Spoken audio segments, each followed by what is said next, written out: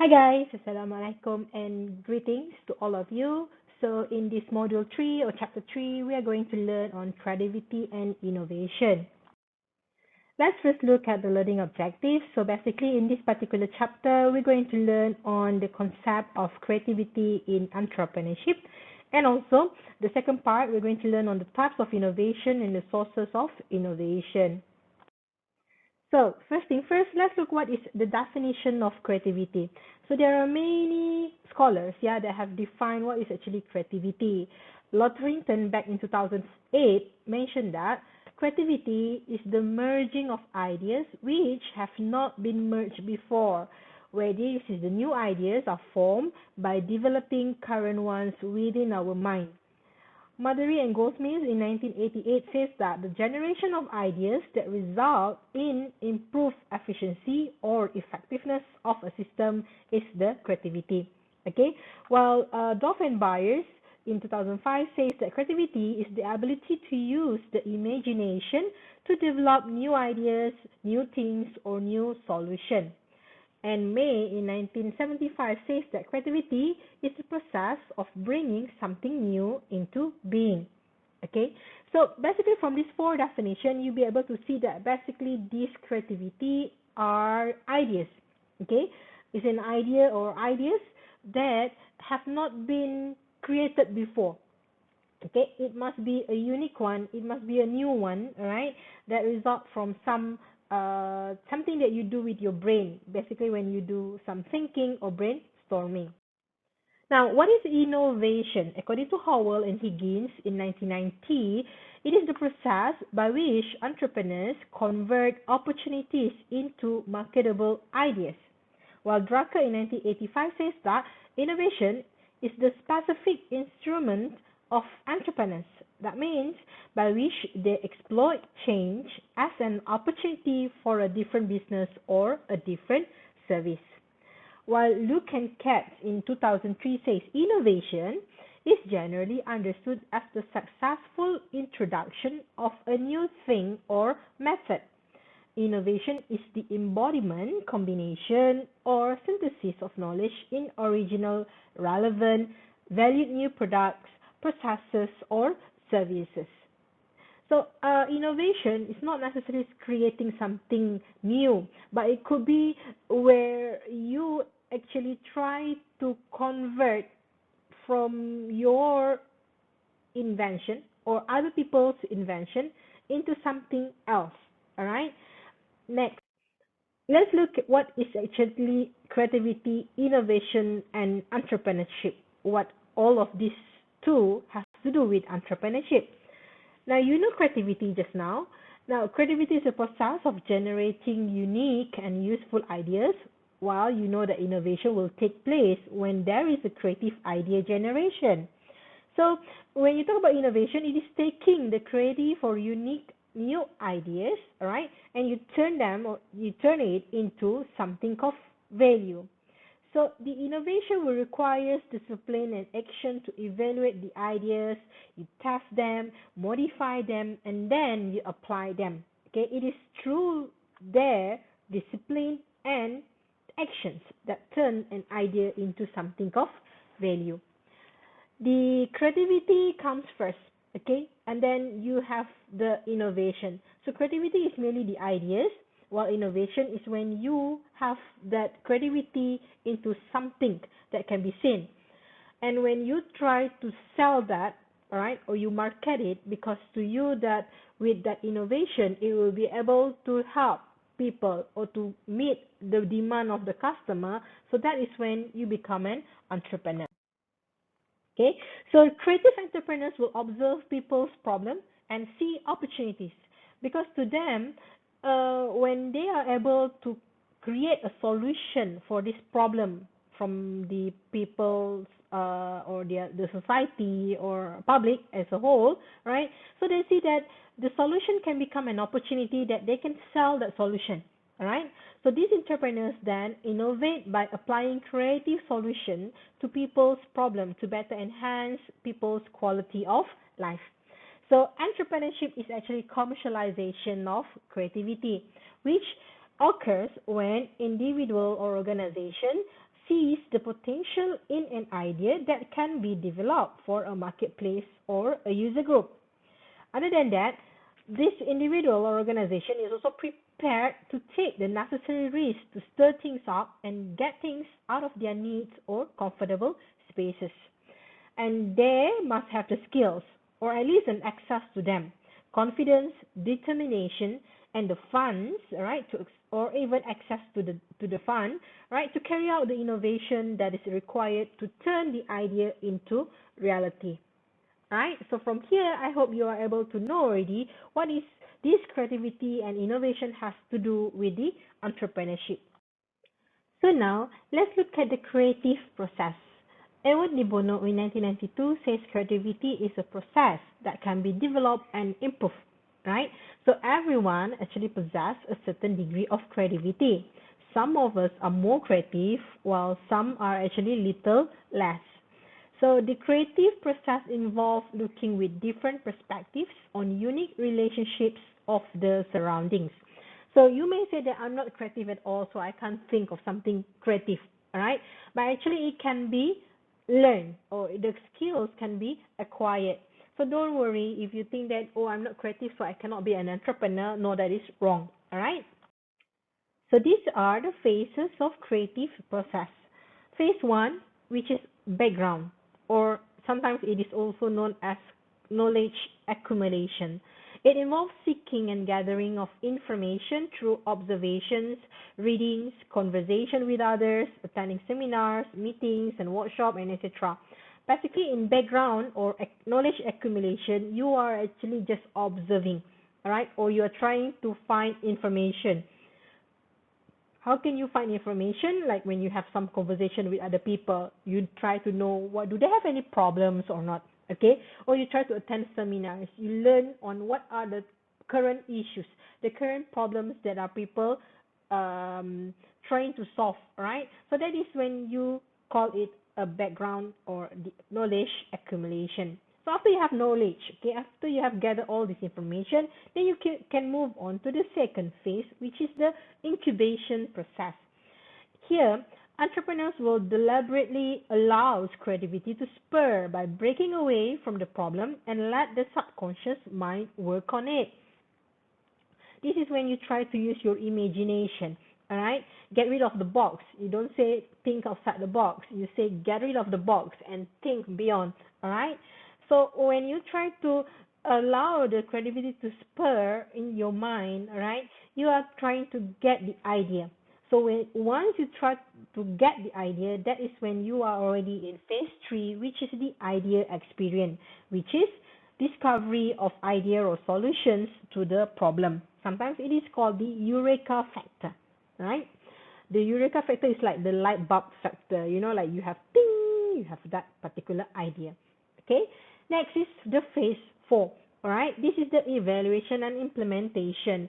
Evaluation and implementation of workable ideas require high level of persistency and patience.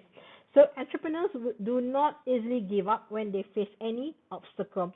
So when you have the idea, bringing the idea into reality, remember that is when you are able to think creatively and be innovative by creating the solution to the problem that you have gathered in your first phase just now. Okay, so that is the creativity process. Next, we move on to the components of creativity, right? So there are three components, basically. Number one, creative thinking skills. This is when you use your creative intelligence to approach problem and solutions.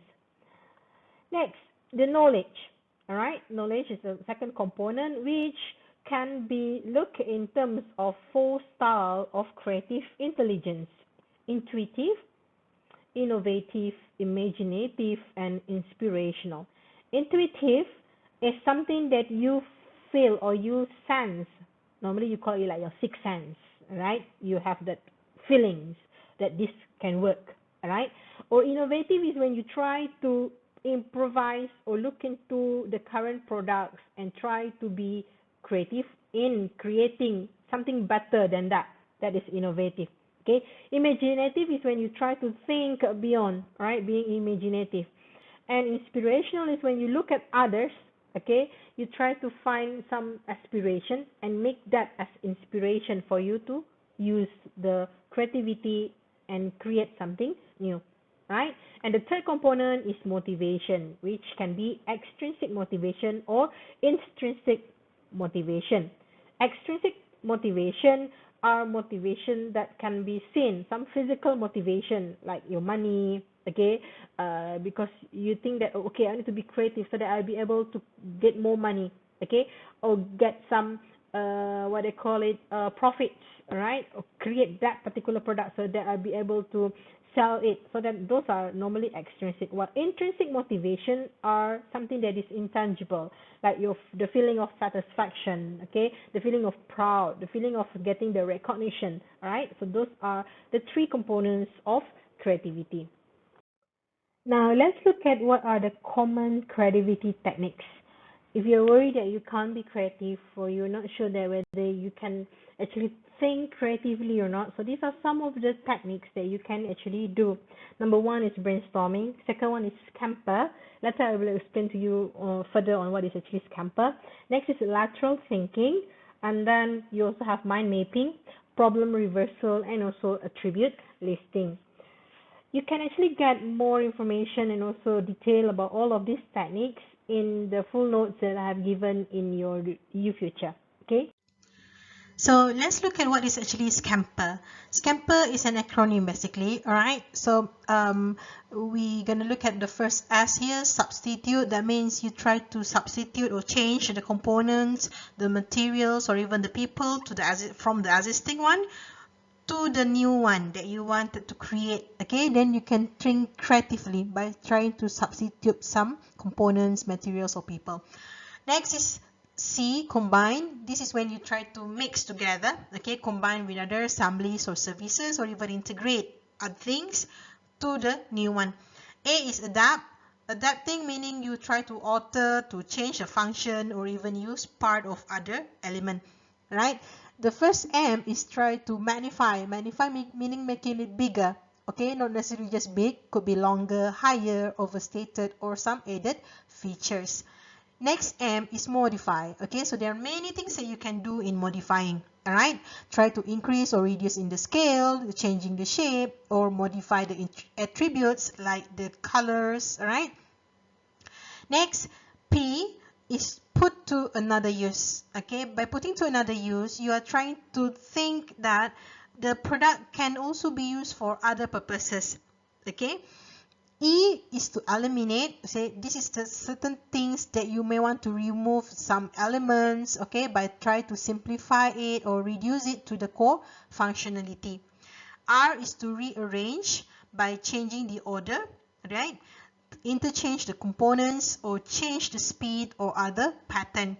And the last R is reverse. Reversing meaning you may want to turn it inside out or upside down. Okay, so you have learned about the techniques to creativity. Now let's move on to the blocks to creativity. Now it's important for you to know the blocks to creativity so that you'll be able to actually try to eliminate or try to avoid from having this kind of block. So the blockages to creativity need to be recognized so that you'll be able to eliminate and you will be able to make use of the creativity process smoothly. All right, so there are 5 classifications of blocks, which the first one is perceptual, then you have emotional blocks, cultural blocks, environmental block, and also intellectual or conceptual blocks. Moving on to the second part of this chapter, which is on innovation. So first, let's look what are the types of innovation. Basically, there are 3 types of innovation, which we call the technological innovation, operational innovation, and organizational innovation. The technological innovation are related to the breakthroughs, inventions that have wide-reaching impact and influence which benefit society and business. For example, when they first created the electric, or they first created or invented the internet. Okay. Next is operational innovation, which is something to do with process oriented. You are not necessarily creating something new physically, but rather the process itself. Okay, perhaps you shorten the period of the process, or you cut some of the what they call the red tapes, all right, to make the process better, faster, and reduce the cost. And lastly, the organizational innovation is where the company itself or the organization itself is being innovative. Now let's just look at what are the sources of innovation. Basically, there are two sources, which number one within the company and secondly within the social environment. So within the company itself or the industry itself, you'll be able to see some of the innovation comes from the unexpected occurrence or some incongruities. Incongruities means there are some gap or mismatch, yeah, or clash, right? So it can also be due to the process needs, right, or the industry and market changes, which let's say some advances in the technology, the healthcare industry, for example. Okay, and next one is within the social environment. This is outside the company, which can be seen from the changes in the demographic, okay, like the change in consumer preferences, okay, or the perceptual changes among the public, right, like the fitness craze. For example, previously people thought that if you want to go to the gym because you want to lose weight or you want to become a bodybuilder, but now going to the gym means you just want to have a better or take care of your health, right? And also perhaps from the new knowledge, okay, like from the video industry or some robotics. Alright, so this is some additional things you need to know. The common characteristics of creative entrepreneurs. They are normally sensitive to problem. So this is when they are able to actually accumulate the knowledge, okay, or looking at the background, because they know what is actually happening. They realize there's a problem. So that is when they start to think creatively on how to solve the problems, okay. They have broad perspective, flexible and adaptable. They are original thinker, and they normally stick to own opinion, okay. Of course, they are risk taker, okay, just like what you learn in the packs, okay. And also they are motivated and dedicated, as well as being curious. So that's it for module 3. I hope you are able to understand, and this is important so that you'll be able to do your second assignment that I'll give to you later on.